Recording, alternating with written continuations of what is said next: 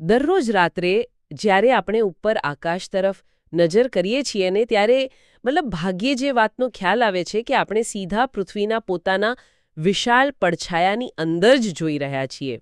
હા, બિલકુલ સાચી વાત છે. ખરેખર તો જેને આપણે રાત કહીએ છીએ તે બીજું કંઈ નહીં પણ અવકાશમાં ફેંકાયેલો પૃથ્વીનો પોતાનો જ પડછાયો છે. બરાબર. પણ જુઓ, જ્યારે ચંદ્ર ભ્રમણ કરતો કરતો બરાબર આ ઘેરા પડછાયાની વચ્ચેથી પસાર થવાનું નક્કી કરે છે ત્યારે તે અદૃશ્ય થવાને બદલે અચાનક અત્યંત ચમકદાર લાલ અથવા લોહી જેવો લાલ કેમ થઈ જાય છે? અંધકારમાં છુપાવાને બદલે તે એકદમ રોમાંચક સ્વરૂપ ધારણ કરી લે છે. આ જ તો બ્રહ્માંડની સૌથી સુંદર અને જટિલ ઘટનાઓમાંથી એક છે. એકદમ સાચું. અને આજની આપણી આ વિસ્તૃત ચર્ચાનો વિષય પણ બરાબર આ જ છે. ચંદ્રગ્રહણ અને તેને કેમેરામાં કેદ કરવાની કળા. હા, અને આજના ઊંડા વિશ્લેષણ માટે આપણી પાસે બહુ જ સરસ માહિતી છે.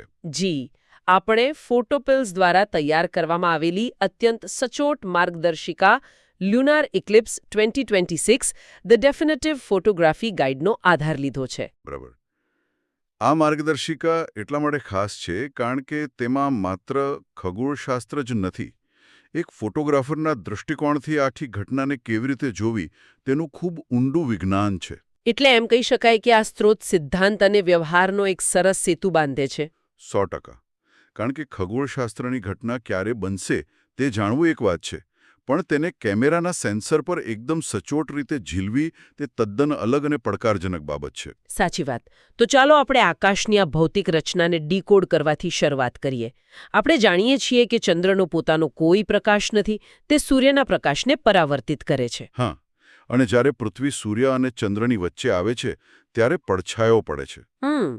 પણ સ્ત્રોત મુજબ આ પડછાયો સળંગ એકસરખો હોતો નથી. તેના બે અલગ અલગ પ્રકાર છે, અમ્બ્રા અને પેનમ્બ્રા. તો આ બંને વચ્ચે ખરેખર શું તફાવત છે? જો આ તફાવત સમજવો એ ફોટોગ્રાફી માટે સૌથી પાયાની જરૂરિયાત છે. અમ્બ્રા એટલે પૃથ્વીનો સૌથી ઘેરો અથવા કહીએ કે મધ્યભાગનો પડછાયો. એટલે કે જ્યાં સૂર્યનો પ્રકાશ સંપૂર્ણપણે રોકાઈ જતો હોય. બરાબર. ત્યાં સૂર્યનો પ્રકાશ પૃથ્વી દ્વારા સંપૂર્ણપણે અવરોધાય છે. અને બીજી તરફ પેનમ્બ્રા એ અમ્બ્રાની ચારે બાજુ આવેલો થોડો આછો પડછાયો છે. અચ્છા, એટલે ત્યાં પ્રકાશ પૂરેપૂરો નથી રોકાતો? હા, અહીં પૃથ્વી સૂર્યના પ્રકાશને આંશિક રીતે જ રોકે છે. જ્યારે ચંદ્ર માત્ર આછા પેનમ્બ્રામાંથી પસાર થાય છે ત્યારે તેને પેનમ્બ્રલ ગ્રહણ કહેવાય છે. એટલે કદાચ એ એટલું આછું હોય કે નરી આંખે આપણને કોઈ ફેરફાર નોંધાય પણ નહીં. ખરું ને? એકદમ સાચું. પણ જ્યારે ચંદ્ર ઘેરા અમ્બ્રામાં પ્રવેશે છે ને ત્યારે જ અસલી જાદુ શરૂ થાય છે. અરે, એક મિનિટ. અહીં મારા મનમાં એક બહુ જ મોટો તાર્કિક પ્રશ્ન ઊભો થાય છે. હા, બોલો ને. જો ચંદ્ર દર 27 કે 28 દિવસે પૃથ્વીની આસપાસ એક ચક્કર પૂરું કરતો હોય તો તેનો અર્થ એ કે તે દર પૂર્ણિમાએ પૃથ્વી અને સૂર્યની લાઇનમાં આવતો જ હશે. હા, એ તો છે. તો પછી આ અમ્બ્રા અને પેનમ્બ્રાનો પડછાયો દર મહિને ચંદ્ર પર કેમ નથી પડતો? મારો કહેવાનો અર્થ છે કે દર મહિને ગ્રહણ કેમ નથી થતું? બહુ જ સરસ પ્રશ્ન છે આ. ખરેખર કોઈ પણ વ્યક્તિને આ શંકા થઈ શકે. આનો જવાબ બંનેની ભ્રમણકક્ષાની ભૂમિતિમાં છુપાયેલો છે. ભૂમિતિમાં? કેવી રીતે? ચાલો કલ્પના કરીએ કે સૂર્યની આસપાસ પૃથ્વી જે સમતલ પર ફરે છે તે એક સપાટ રિંગ અથવા પેલી હુલા હૂપ હોય છે ને તેના જેવી છે. ઓકે, મેં કલ્પના કરી લીધી. હવે પૃથ્વીની આસપાસ ચંદ્ર જે કક્ષામાં ફરે છે તેની પણ એક બીજી નાની રિંગ ધારી લઈએ. સમસ્યા એ છે કે આ બંને રિંગ્સ એકબીજા સાથે સમાંતર કે એકદમ સપાટ નથી. ઓહ, એટલે બંને વચ્ચે કોઈ ખૂણો બને છે? હા, બિલકુલ. ચંદ્રની ભ્રમણકક્ષાની રિંગ પૃથ્વીની રિંગ કરતાં લગભગ 5 ડિગ્રી જેટલી ઝૂકેલી છે, જેને અંગ્રેજીમાં ટિલ્ટ કહે છે. અચ્છા, એટલે કે 5 ડિગ્રીનો આ નાનકડો ઝુકાવ જ દર મહિને ગ્રહણ થતું અટકાવે છે? હા, અવકાશના વિશાળ અંતરમાં આ માત્ર 5 ડિગ્રીનો ખૂણો બહુ મોટો તફાવત ઊભો કરી દે છે. મોટાભાગની પૂર્ણિમાઓ વખતે ચંદ્ર પૃથ્વીના ઘેરા પડછાયાની કાં તો બરાબર ઉપરથી પસાર થઈ જાય છે અથવા તો બરાબર નીચેથી. એટલે ગ્રહણ માત્ર ત્યારે જ શક્ય બને જ્યારે બંને રિંગ્સના છેદબિંદુઓ એકબીજાને મળે. બરાબર ને? બરાબર. અને સ્ત્રોતમાં આ ખાસ સ્થિતિ માટે એક બહુ જ રસપ્રદ શબ્દ વાપરવામાં આવ્યો છે, CZG. હા, મેં પણ એ વાંચ્યું હતું. CZG. આ શબ્દ સાંભળવામાં જેટલો જટિલ લાગે છે, શું તેનો અર્થ પણ એટલો જ જટિલ છે? ના, અર્થ બહુ સરળ છે. શબ્દ ભલે પ્રાચીન ગ્રીક ભાષા પરથી આવ્યો હોય. સેઝિગોસ એટલે એકબીજા સાથે જોડાયેલું હોવું.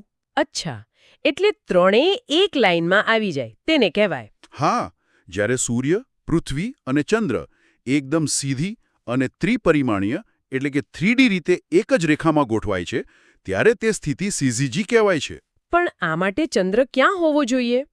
આ માટે ચંદ્ર તેના લુનાર નોડ એટલે કે પેલા 5 ડિગ્રીના ઝુકાવવાળા છેદબિંદુ પર બરાબર તે જ સમયે હોવો જોઈએ જ્યારે પૂર્ણિમા હોય. ઓકે, સમજાયું. સમય અને સ્થાનનો આ અદ્ભુત સુમેળ ભાગ્યે જ સર્જાય છે અને તેથી જ પૂર્ણ ચંદ્રગ્રહણ એક દુર્લભ ઘટના છે. એકદમ સાચું. હવે મને એ સમજાયું કે આટલી બધી ભૌતિક પરિસ્થિતિઓ એકસાથે ગોઠવાવી પડે છે. પણ ધારો કે આ બધું ગોઠવાઈ ગયું, CZGની સ્થિતિ બની ગઈ હા, ધારી લઈએ. અને ચંદ્ર પેલા ઘેરા અમરા પડછાયામાં પ્રવેશી પણ ગયો. અહીં મારું દિમાગ ફરીથી અટવાઈ જાય છે. કેમ, શું થયું? જો પૃથ્વીએ સૂર્યનો બધો જ પ્રકાશ રોકી લીધો છે, તો ચંદ્ર સાવ કાળો ડિબાંગ થઈને અદૃશ્ય કેમ નથી થઈ જતો? આ બ્લડ મૂન એટલે કે લાલ કે નારંગી રંગ ક્યાંથી પ્રગટ થાય છે? પડછાયામાં રંગ કેવી રીતે હોઈ શકે? આ ખરેખર કોઈ પણ સામાન્ય માણસને મૂંઝવણમાં મૂકી દે તેવો પ્રશ્ન છે. અને આનો જવાબ ચંદ્ર પર નહીં, પણ પૃથ્વીના વાતાવરણમાં રહેલો છે. વાતાવરણમાં? હા, જો પૃથ્વી પર વાતાવરણ ન હોત ને, તો ચંદ્ર ખરેખર સાવ કાળો જ દેખાત. ઓહ, વાવ! પરંતુ આપણી પાસે વાયુઓ, ધૂળના રજકણો અને પાણીના બુંદોથી બનેલું એક ઘટ્ટ વાતાવરણ છે. જ્યારે સૂર્યનો શ્વેત પ્રકાશ જે 7 રંગોનો બનેલો છે, તે પૃથ્વી તરફ આવે છે, ત્યારે તે આપણા વાતાવરણ સાથે અથડાય છે. હા, એટલે પેલું વિજ્ઞાન જેમાં પ્રકાશના કિરણો વિખેરાઈ જાય છે. બરાબર. જેને આપણે સ્કેટરિંગ ઓફ લાઇટ કહીએ છીએ. પ્રકાશના તરંગો અલગ અલગ લંબાઈના હોય છે. વાદળી અને ભૂરા રંગના તરંગો ટૂંકા હોય છે. એટલે જલ્દી વિખરાઈ જાય. હા, તેઓ વાતાવરણમાં અથડાઈને તરત જ વિખરાઈ જાય છે. આ જ કારણસર આપણને દિવસ દરમિયાન આકાશ ભૂરું દેખાય છે. પરંતુ લાલ અને નારંગી રંગના તરંગો લાંબા હોય છે. અચ્છા, એટલે તેઓ વાતાવરણને ભેદીને પસાર થઈ જાય છે. બિલકુલ. એટલું જ નહીં, પૃથ્વીના વાતાવરણની કિનારીઓ પરથી પસાર થતી વખતે આ લાલ કિરણો થોડો વળાંક લે છે અને સીધા પૃથ્વીના ઘેરા પડછાયાની અંદર ફેંકાય છે. અને બરાબર ત્યાં જ ચંદ્ર રહેલો છે. હા, એટલે જે લાલ દેખાય છે. આ તો એકદમ અદ્ભુત તર્ક છે.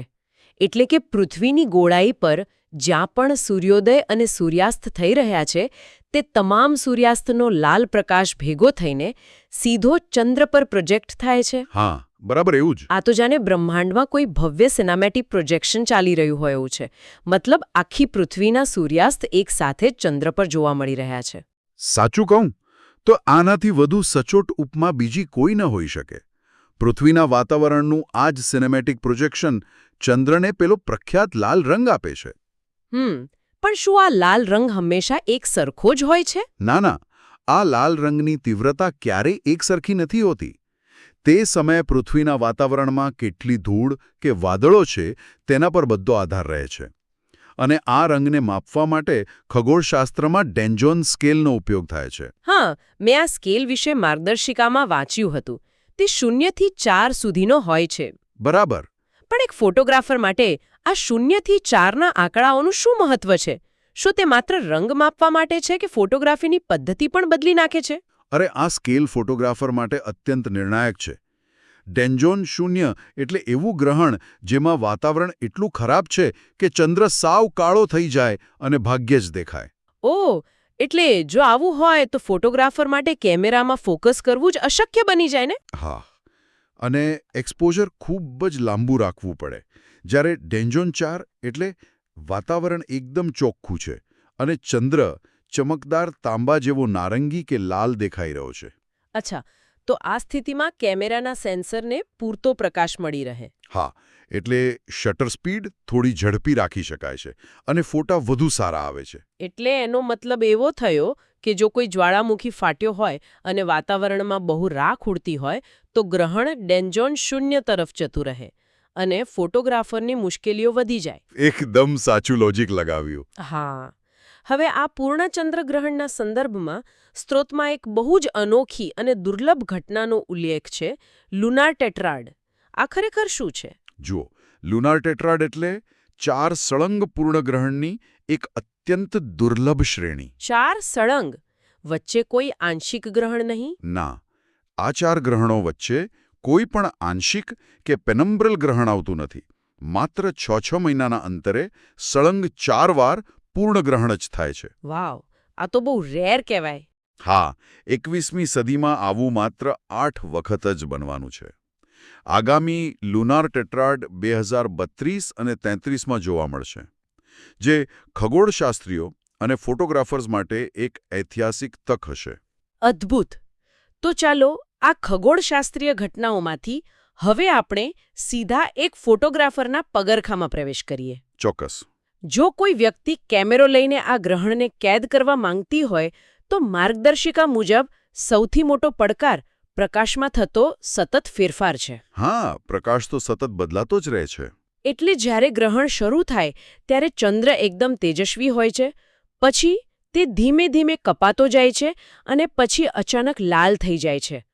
કેમેરાના સેન્સર માટે તો આ એક બહુ ખરાબ પરિસ્થિતિ હશે ને? કોઈ એક સેટિંગ પર તો કામ ના જ થઈ શકે. બરાબર પકડ્યું. ફોટોગ્રાફીની ભાષામાં આને ડાયનેમિક રેન્જની સમસ્યા કહેવાય છે. ગ્રહણના આખા ચક્રને અલગ અલગ તબક્કાઓમાં વહેંચવામાં આવ્યો છે. P1, U1, U2, Max, U3 અને U4. ઓકે, તો આ અલગ અલગ તબક્કાઓ દરમિયાન કેમેરા સાથે કેવી રીતે કામ કરવામાં આવે છે? જો P1 એટલે જ્યારે ચંદ્ર પહેલા આછા પેનમ્બ્રામાં પ્રવેશે. અહીં કોઈ ખાસ ફરક નથી પડતો. અસલી સંઘર્ષ U1 થી શરૂ થાય છે. જ્યારે ચંદ્ર ઘેરા અમરામાં પ્રવેશ કરે ત્યારે. હા, આ સમયે ચંદ્રનો એક ભાગ તેજસ્વી સફેદ હોય છે અને બીજો ભાગ સાવ કાળો થવા લાગે છે. કેમેરાને ખરેખર સમજાતું નથી કે પ્રકાશિત ભાગ માટે એક્સપોઝર સેટ કરવું કે કાળા ભાગ માટે. હા, જો અંધારા ભાગને પકડવા જઈએ તો પેલો પ્રકાશિત ભાગ એકદમ સફેદ ડાહક જેવો થઈ જાય, ઓવર એક્સપોઝ થઈ જાય. બિલકુલ. અને જો તેજસ્વી ભાગને પકડવા જઈએ તો અંધારો ભાગ સાવ અદૃશ્ય થઈ જાય. આ તો ખરેખર બહુ મોટી મૂંઝવણ છે. અને તેથી જ U2 તબક્કો, જ્યારે આખો ચંદ્ર અમરામાં પ્રવેશે છે અને બ્લડ મૂન શરૂ થાય છે, તે સૌથી નાજુક સમય હોય છે. કારણ કે પ્રકાશ અચાનક જ ઘટી જાય છે, રાઈટ? હા, આ સમયે ફોટોગ્રાફરે તરત જ ISO વધારવો પડે છે અને શટર સ્પીડ ધીમી કરવી પડે છે. પણ અહીં પાછી એક બીજી મુશ્કેલી આવીને ઊભી રહે છે. હવે શું? પૃથ્વી ફરી રહી છે અને ચંદ્ર પણ ફરી રહ્યો છે. અરે હા, એ તો હું ભૂલી જ ગઈ. જો શટર સ્પીડ બહુ ધીમી રાખવામાં આવે તો ફોટામાં ચંદ્ર ગોળ દેખાવાને બદલે ખેંચાયેલો કે બ્લર દેખાવા લાગે છે. એટલે કે પૃથ્વીના પરિભ્રમણને પણ ધ્યાનમાં રાખવું પડે? આ બધું સાંભળીને તો એવું જ લાગે છે કે કોઈ પણ પૂર્વ તૈયારી વિના માત્ર કેમેરો લઈને બહાર નીકળી જવું એ નિષ્ફળતાને આમંત્રણ આપવા સમાન છે. હા, એમાં કોઈ જ શંકા નથી.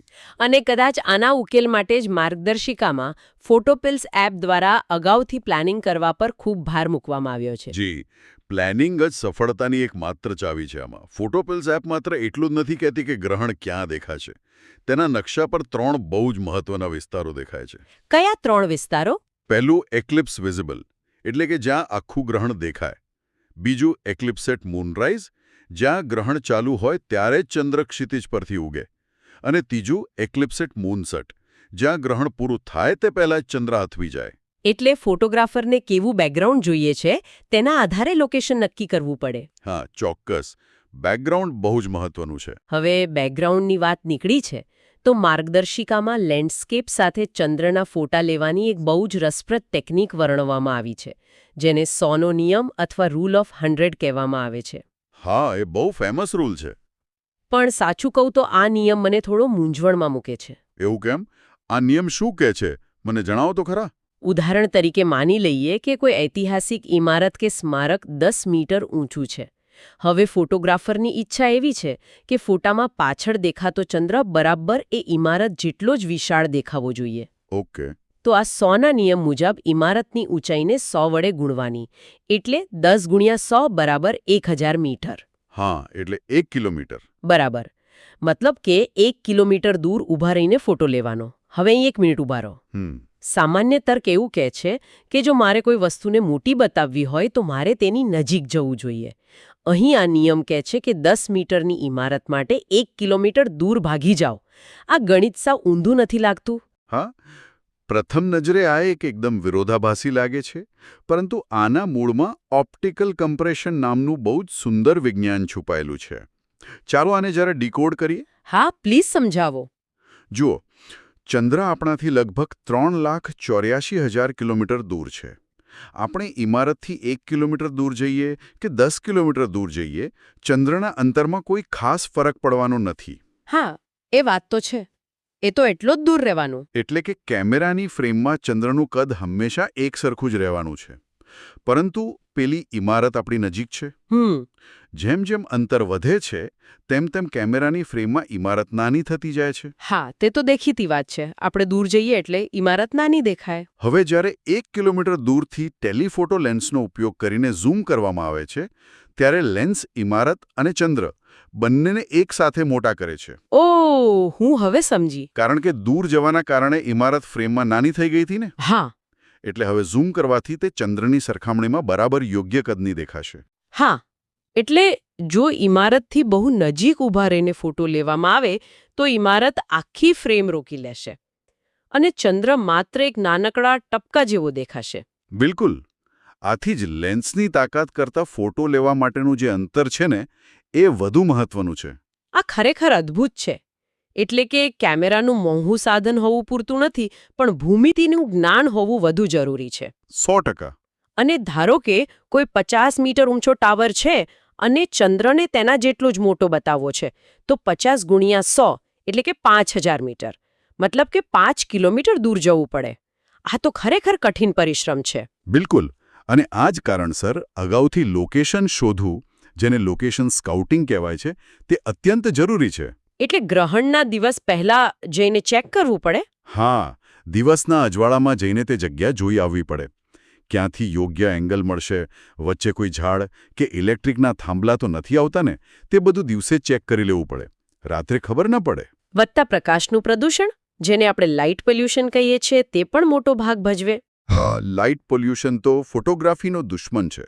જો કોઈ વ્યક્તિ શહેરની મધ્યમાં ઊભા રહીને સ્ટાર ટ્રેલ્સનો ફોટો લેવાનો પ્રયત્ન કરે, જ્યાં લાંબા સમય સુધી કેમેરાનું શટર ખુલ્લું રાખવાનું હોય, તો શહેરની સ્ટ્રીટ લાઇટ્સ આખા ફોટાને પીળો કે સફેદ કરી નાખશે. હા, અને પેલા લાલ ચંદ્રની સુંદરતા તો ક્યાંય ગાયબ જ થઈ જશે. સાચી વાત છે. અને બીજી એક વાત, હવામાનની આગાહી જોવી પણ એટલી જ અગત્યની છે. વિચારો, કલાકો સુધી રાહ જોવામાં આવે, 5 કિલોમીટર દૂર કેમેરો સેટ કરવામાં આવે, બધું જ ગણિત સાચું હોય અને બરાબર યુ2 તબક્કા વખતે એક વાદળો આવીને ચંદ્રને ઢાંકી દે. ઓ નો, તો બધી જ મહેનત પાણીમાં જાય. હા, બધું જ ઝીરો થઈ જાય. ખરેખર આ આખી પ્રક્રિયા કોઈ તપસ્યા સમાન જ છે. તો આજની આ વિસ્તૃત ચર્ચાને જો એક તાંતણે બાંધીએ તો આપણે એ સમજ્યા કે આકાશમાં પડછાયો એ કોઈ ખાલીપો નથી, પણ એક ભૌતિક ઘટના છે. બરાબર. પેલા 5 ડિગ્રીનો ઝુકાવ જ આપણને દુર્લભ ગ્રહણો આપે છે અને પૃથ્વીના વાતાવરણમાંથી પસાર થતા લાંબા તરંગો ચંદ્રને લાલ રંગ આપે છે. એકદમ સાચું સમરાઇઝ કર્યું. અને આ લાલ ચંદ્રને કેદ કરવા માટે ડાયનામિક રેન્જ સાથે કામ પાર પાડવું, નિયમ મુજબ અંતર જાળવવો અને ફોટોપિલ્સ જેવા સાધનોનો ઉપયોગ કરવો એકદમ અનિવાર્ય છે. હા, આ બધું જ્ઞાન આપણને ખરેખર બ્રહ્માંડને એક નવા જ દૃષ્ટિકોણથી જોવાની ક્ષમતા આપે છે. ચોક્કસપણે. અને જુઓ, આ દૃષ્ટિકોણની વાત પરથી ચર્ચાને વિરામ આપતા પહેલા સ્ત્રોતમાં દર્શાવેલ એક અત્યંત રોમાંચક વિચાર પ્રયોગ હું શ્રોતાઓ સમક્ષ મૂકવા માંગુ છું. અરે વાહ, ચોક્કસ. કયો છે તે વિચાર પ્રયોગ? જુઓ, આપણે અત્યાર સુધી પૃથ્વી પરથી ચંદ્રને જોવાની અને તેના ફોટા લેવાની જ વાત કરી. હા. પણ ચાલો એક કલ્પના કરીએ કે પૂર્ણ ચંદ્રગ્રહણ ચાલી રહ્યું છે અને કોઈ એક અવકાશયાત્રી સીધો ચંદ્રની સપાટી પર ઊભો છે. ઓકે, ચંદ્ર પરથી પૃથ્વી જોવાની છે હવે. હા, હવે તે ચંદ્ર પરથી આપણી પૃથ્વી તરફ નજર કરે છે. તો તમને શું લાગે છે, તે અવકાશયાત્રીને આકાશમાં શું દેખાશે? તેને લાલ ચંદ્ર તો નહીં જ દેખાય. અદ્ભુત! હું વિચારતી હતી કે આ તો આપણે અગાઉ જે વાત કરી તેને જ એકદમ સચોટ રીતે દૃશ્યમાન કરે છે. બિલકુલ. તે અવકાશયાત્રીને પૃથ્વી એક વિશાળ કાળા ગોળા તરીકે દેખાશે, જેણે સૂર્યને ઢાંકી દીધો છે. પરંતુ એ કાળા ગોળાની કિનારીઓ પર તેને એક અત્યંત તેજસ્વી લાલ અને નારંગી રંગની ભવ્ય રિંગ દેખાશે, જેને કદાચ રિંગ ઓફ ફાયર કહી શકાય. હા, અને એ રિંગ શું છે? એટલે કે તે અવકાશયાત્રી પેલા સિનેમેટિક પ્રોજેક્શનનું ઉદ્ગમ સ્થાન જોઈ રહ્યો છે. એકદમ સાચું. તે કોઈ ગ્રહણ જોઈ જ નથી રહ્યો, પણ પૃથ્વીના તમામ સૂર્યાસ્ત અને સૂર્યોદયની એક સળંગ તેજસ્વી રિંગ જોઈ રહ્યો છે, જે એક જ સમયે આખી પૃથ્વીને વીંટળાયેલી છે. હા, તે પૃથ્વી પરના તમામ સૂર્યાસ્ત અને સૂર્યોદયનો એક સંયુક્ત બ્રહ્માંડીય નજારો હશે. આ ખરેખર રૂહાણા ઊભા કરી દે તેવી કલ્પના છે. અંધારું ક્યારેય માત્ર કાળું નથી હોતું. તેની પાછળ હજારો સૂર્યાસ્તના રંગ છુપાયેલા હોઈ શકે છે. બહુ સરસ વાત કહી. શ્રોતાઓ આગામી વખતે જ્યારે પણ કોઈ રાતના આકાશ તરફ નજર કરે અને પડછાયાને જુએ ને, ત્યારે આ સિનેમેટિક પ્રોજેક્શનને ચોક્કસ યાદ કરે. બસ યોગ્ય સમય, યોગ્ય દૃષ્ટિકોણ અને ક્યારેક સાચું અંતર જાળવાની જરૂર હોય છે. સાચી વાત છે. આજના આ વિશ્લેષણમાં જોડાવા બદલ ખૂબ ખૂબ આભાર. આવતા વખતે આવા જ કોઈ અદ્ભુત અને વિચાર પ્રેરક વિષય સાથે આપણે ફરી મળીશું.